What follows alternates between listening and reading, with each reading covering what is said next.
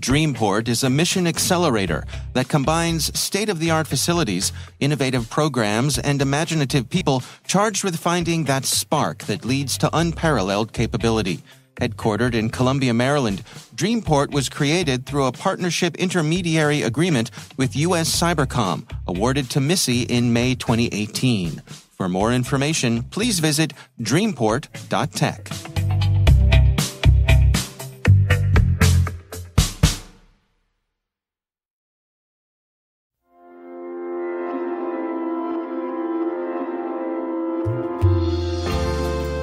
My name is Rohit Dhamankar.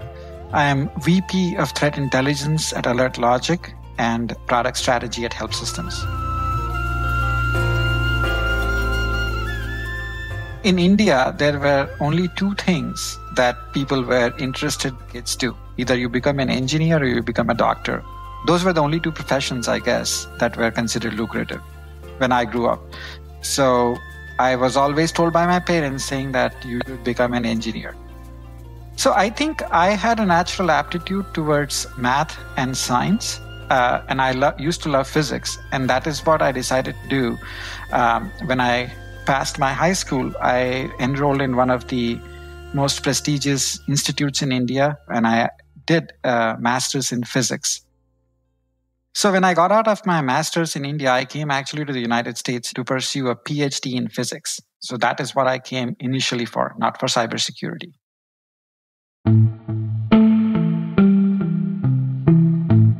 I guess it was an interesting event. I had actually put my resume in for the career fair for summer because during the summers there was no support available in terms of assistantships at UT Austin. And I got a call from Cisco initially, the networking giant at that time. And Cisco really was a very big name in early 2000s. So they called me, and in fact, I was actually stupid enough to return a reply saying that, well, your company seems to do networking, so I don't know what you're calling me for. It so happened that they called back again and told me that we don't need you for networking. We need you for your math background, specifically applied for cybersecurity. And that's how I got into my internship at Cisco.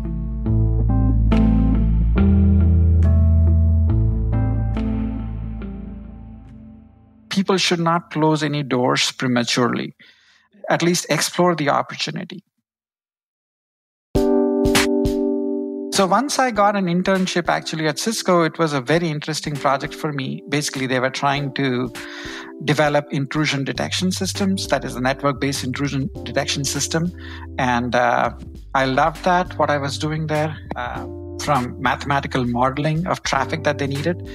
And then they made me an offer, which I couldn't refuse to just join them straight. So I kind of stopped my PhD, got out with a master's, and joined Cisco.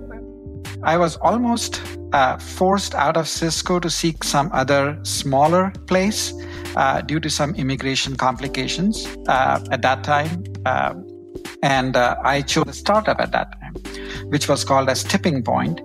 And it was, again, really fantastic career path, working in a startup and seeing that startup really being successful. So when I joined at 2002, we were hardly making any revenue. We were acquired by 3Com in 2005 for close to $500 million, which was a big amount in 2005. I had a chance as a result of it to really go globally. And the other part for me was I was able to travel really globally, meet a lot of customers, give a lot of presentations along with sales and marketing. So completely new experiences. And the experience for working for a startup was extremely valuable because you wear so many hats working in a startup that you get to know a lot of different areas. That trend of mine continued before I joined AlertLogic 4 years back. I was very interested in seeing from how do I transition myself from completely a product-based company and really point solution startups into a more service-based ecosystem where you are trying to kind of solve a much bigger problem. And that's what attracted to me this space, and that's where I'm still here today.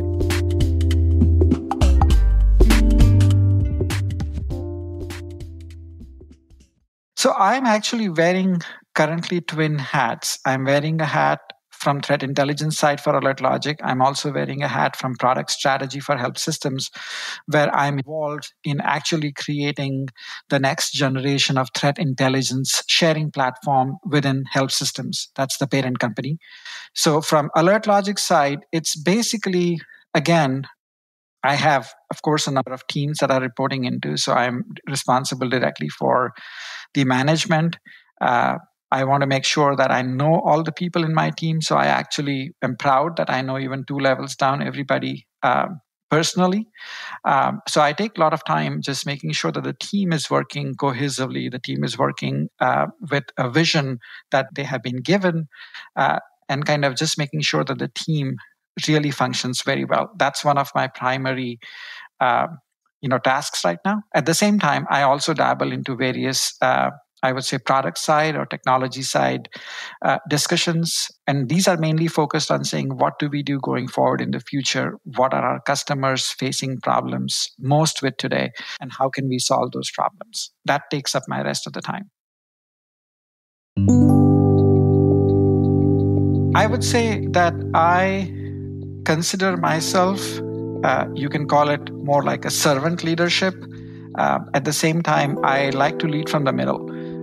And this is specifically true of people who are working in cybersecurity. People come from all different experiences. Like today, my team is comprised of data scientists, deep security researchers, reverse engineers, vulnerability researchers, automation engineers. And it is very essential to kind of hear these people out very well as to what are they trying to convey at whatever technical depth they are trying to convey, and bring all that perspective together before one can make a very informed decision and then make sure that the group moves together in that direction. And so that's almost, I would say, leading from the middle instead of kind of being really upfront with ideas only from yourself or from the next level up in the organization. So that really does not work, especially for a talented cybersecurity group.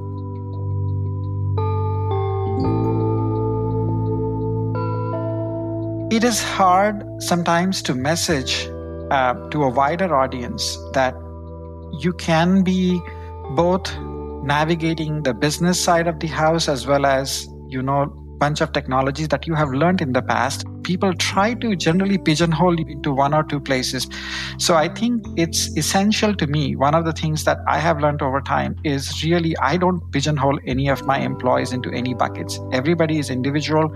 I try to understand what their main core strengths are, and I try to kind of gather that in terms of their contributions, their thoughts, etc., and make sure that we can make a cohesive whole out of it.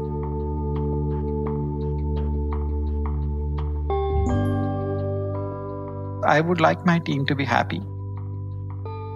And if they ever think about me in the future, I hope they will answer positively on my saying there was a leader who listened to them. There was a leader who made difference to their lives. And lastly, here is a leader who made them happy when they came to work.